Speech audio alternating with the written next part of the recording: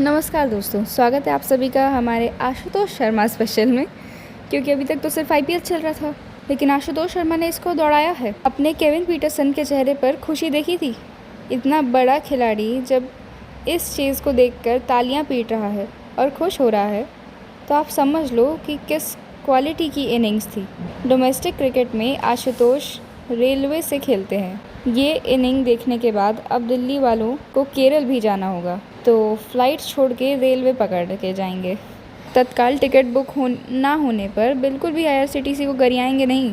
बात ऐसी है कि जो लोग ये सोचकर बैठे थे कि राहुल अपनी पुरानी टीम से खेलेंगे और उसको पेलेंगे, लेकिन इतना दुख तो लोगों को पैर की छोटी उंगली के टेबल से घुस जाने पर नहीं लगता होगा, जितना दुख इस बात का हुआ कि राहुल कल के मैच में अवेलेबल नहीं रहे। अच्छी खासी कंट्रोवर्सी हाथ से निकल गई, लेकिन फिर लोगों ने एक दूसरी कंट्रोवर्सी बनाना शुरू कर दी कि राहुल अपनी पुरानी टीम के खिलाफ खेलना ही नहीं चाहते। लेकिन जब इस तरह की बात शुरू हो गई, तब आतिया शेट्टी के एक पोस्ट अपलोड हो गई जिस पर लिखा था कि we are blessed with a baby girl. Rahul भाई और आतिया को बहुत बहुत मुबारकबाद। लेकिन बिना राहुल के अक्षर पटेल ने कहा कि पहले गेंदबाजी कर लेते हैं। अक्षर पटेल को समझ में तो आ गया होगा कि उन्होंने थोड़ा बहुत गलत डिसीजन ले लिया है। लोग कह रहे थे कि लखनऊ ने ओपनर नहीं खरीदे, लेकिन लखनऊ ने जिसको ओपनर बनाकर भेजा उसने डिसेंट काम किया। खासकर मिचेल मार्श ने लखनऊ वालों की इतनी मौज कराई दी जितनी तो लखनऊ वालों ने प्रकाश की कुल्फ़ी खाकर नहीं की होगी। निकोलस पूरन के साथ मिलकर मार्श ने दिल्ली वालों को ऐसे कूटा जैसे ओखली में मसाले कूटे जाते हैं। लेकिन पता नहीं डेथ ओवर के आसपास लखनऊ वालों को किसने रोक दिया, रन ही आने बंद हो गए। खासकर ऋषभ पंत को देखकर तो ऐसा लग रहा था कि गाना गा दूं कि इनसे होता ही नहीं है, इनको आता ही नहीं है।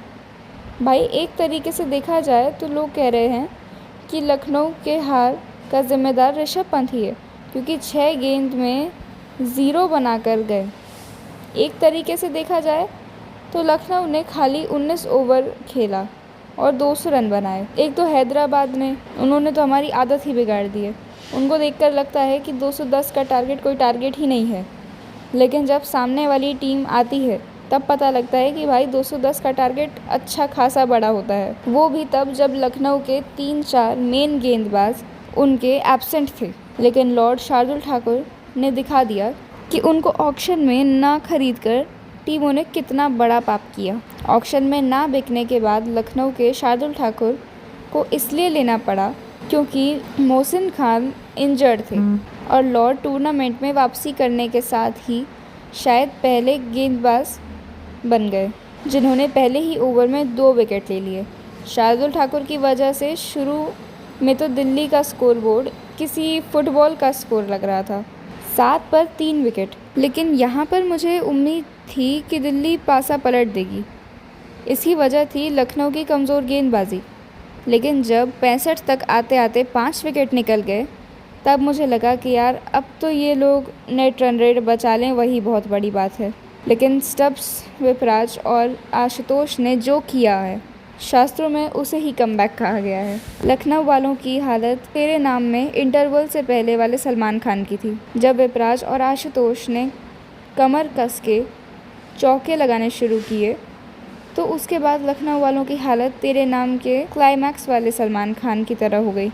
खासकर आशुतोष शर्मा ने तो दिखा दिया कि उन पर 80 लाख रुपए क्यों खर्च किए गए हैं। मैं तो कहती हूँ पंजाब से बहुत बड़ी गलती हो गई। 4 करोड़ में इस अनकैप्ड प्लेयर को रिटेन कर लेना चाहिए था।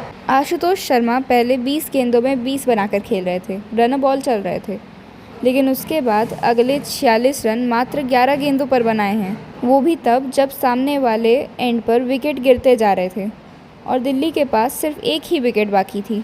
वैसे आखिरी ओवर में जब 6 रन चाहिए थे और मोहित शर्मा स्ट्राइक पर थे, तो ऋषभ पंत ने एक स्टंपिंग छोड़ दी। क्या यही स्टंपिंग थी जो मैच का टर्निंग पॉइंट बनी? लेकिन लखनऊ वाले अब रिज़ल्ट तो टर्न नहीं कर सकते, क्योंकि ये करीबी मैच में उनको 1 विकेट से हार झेलनी पड़ी है। आपके हिसाब से लखनऊ से कहाँ गलती हुई? आपको आशुतोष शर्मा की बैटिंग कैसी लगी, ये भी कमेंट्स में ज़रूर बताइएगा। हम आपसे मिलेंगे एक और नई वीडियो के साथ। अगर अच्छी लगी हो तो इसे लाइक ज़रूर करिएगा, चैनल को सब्सक्राइब करिएगा। That was all for today's video. Will meet in the next video. Till then take care of yourself and जय हिंद।